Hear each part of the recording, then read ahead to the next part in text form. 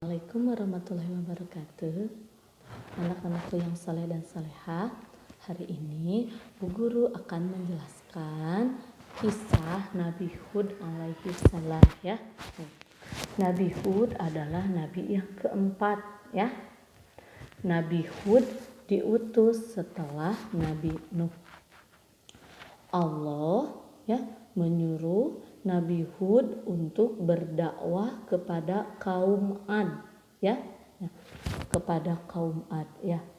Kaum Ad itu ya nih kehidupannya itu sangat mewah ya, bangunannya megah ya, tanamannya subur, hewannya banyak ya.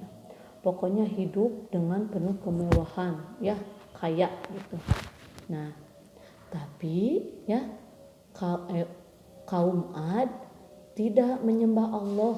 Kaum Ad malah menyembah berhala atau patung ya.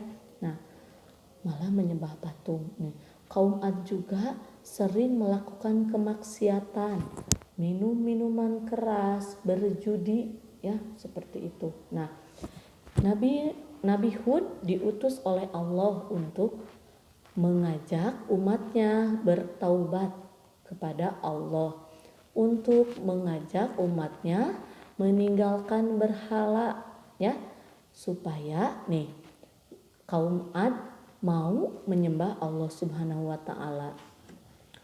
Nabi Hud berdakwah dengan penuh kesabaran ya, terus diajak ya, berusaha mengajak kaum Ad dengan penuh semangat ya, tanpa kenal lelah. Nabi Hud mengajak kaum Ad supaya mau menyembah Allah dan bertaubat. Tapi kaum Ad tetap tidak mau mengikuti ajaran Nabi Hud, tidak mau menyembah Allah. Nah, makanya Nabi Hud berdoa kepada Allah ya. Nah, semoga diberi balasan oleh Allah Subhanahu wa taala. Nabi Hud dikasih ujian ya, 3 tahun musim kemarau ya. Selama 3 tahun tidak ada hujan. Tanamannya pada mati ya, pada kekeringan. Hewan-hewan pun pada mati. Nah, pada suatu hari nih datanglah awan hitam ya. Semua kaum Ad bergembira cenah. Hore cenah, hujan akan turun hujan cenah. Nah, disangkanya akan turun hujan, ternyata ya yang turun apa?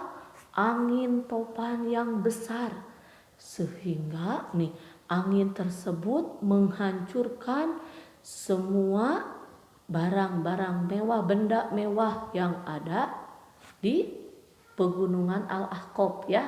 Tempat kaum Ad ada di pegunungan Al-Ahqaf. Nih, rumah yang megah hancur ya.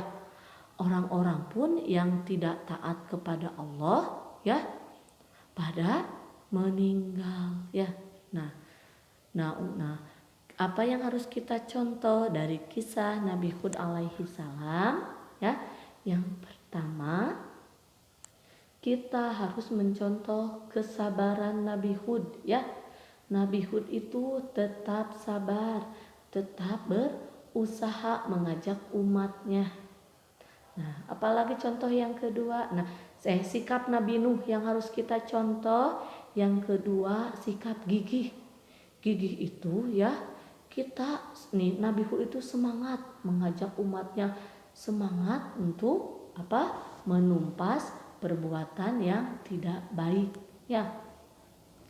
Terus apalagi contoh Nabi Hud tegas ya, tegas kepada umatnya yang tidak mau menyembah Allah.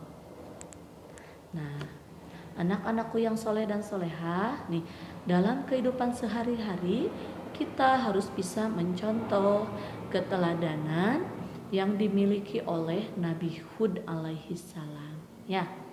Nih, kita harus sabar ketika belajar ya, karena belajar itu kita pasti mengalami kesulitan ya, tapi kita harus Sabar itu bukan berarti diam saja, kita berusaha mencari solusi supaya apa? Pembelajaran yang sulit bisa menjadi mudah.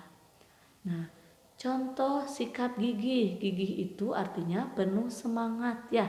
Nah, anak-anakku sebagai siswa harus semangat menuntut ilmu ya. Semangat menuntut ilmu. Nah, anak-anakku yang soleh dan solehah, demikian materi yang dapat Ibu Guru sampaikan ya. Mudah-mudahan ada manfaatnya. Wassalamualaikum warahmatullahi wabarakatuh.